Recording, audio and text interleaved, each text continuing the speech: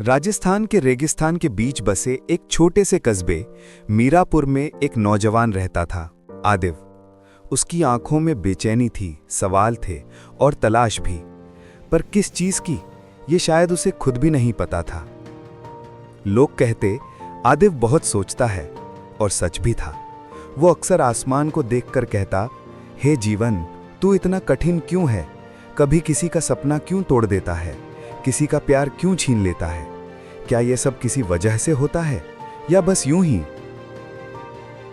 एक दिन जब सब कुछ उसे निरर्थक लग रहा था, उसने ठान लिया, वो अपने सवालों के जवाब ढूंढने यात्रा पर निकलेगा।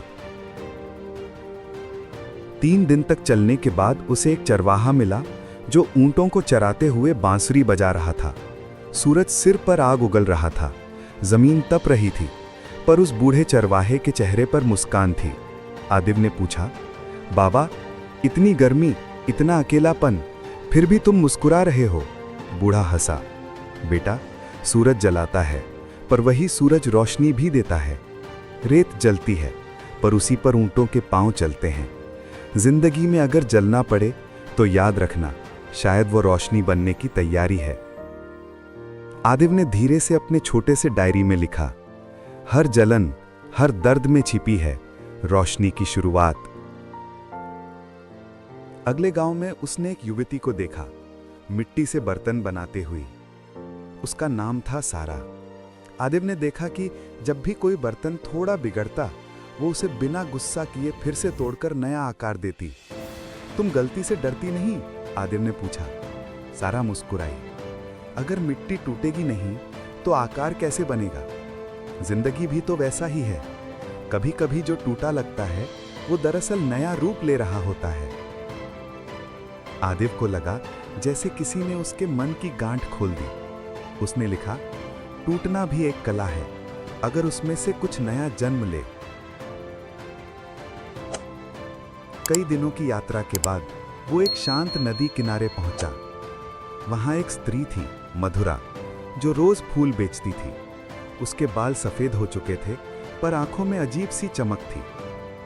आदिव ने उससे पूछा, मां, तुम अकेले रहती हो, डर नहीं लगता? मधुरा बोली, पहले लगता था।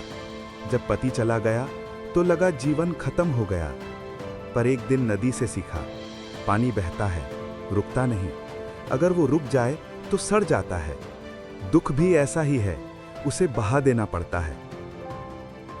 उसने आदिव को एक फूल देते हुए कहा, बेटा, इसे देखो, मिट्टी में से निकला, धूप में खिला और कल मुरझा जाएगा, फिर भी अपने होने से किसी को मुस्कुरा जाएगा। आदिव अपनी डायरी में सब लिखता गया, हर गांव, हर चेहरा, हर सबक।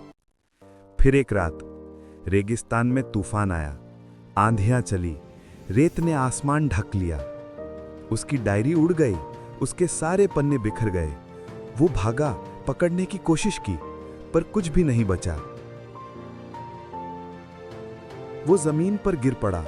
हे जीवन, तूने सब क्यों छीन लिया?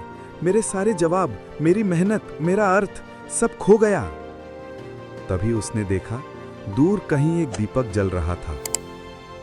वो रोशनी उसे एक पुराने मंदिर तक ले गई, जहां एक वृद्ध साधु शांत भाव से ध्यान में बैठे थे। साधु ने आंखें खोली और कहा, क्यों व्यथित हो पुत्र? आदिव ने रोते हुए कहा, मेरी पूरी यात्रा का सार, मेरी डायरी, सब उड़ गई, अब कुछ भी नहीं बचा। साधु मुस्कुराए, तो क्या वो ज्ञान सिर्फ कागज पर था? क्या वो तेरे भीतर नहीं उतरा था? अगर तू सच में सीखा है तो कागज की जरूरत ही क्या? रेत ने पन्ने ले लिए होंगे, पर सबक नहीं। वो तेरे भीतर हैं और वही हमेशा रहेंगे। आदिव स्तब्ध रह गया। साधु ने कहा, जीवन कभी छीनता नहीं बेटा, वो बस दिखाता है कि असली चीज कहां है।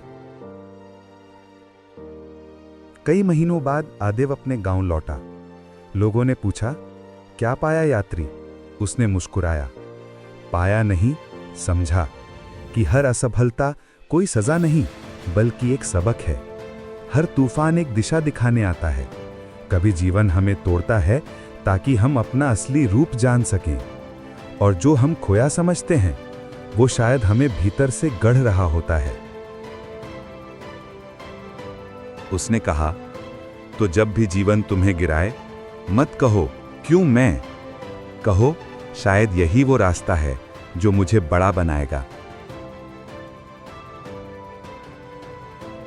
फिर उसने आसमान की ओर देखा और मन ही मन बोला, अब समझा, रोशनी बाहर नहीं, मेरी रूह के भीतर है। कहानी का संदेश। हर हार, हर तूफान, हर टूटन हमारे भीतर के सोए हुए बल को जगाने आता है। जिंदगी सजा नहीं देती, वो हमें तैयार करती है।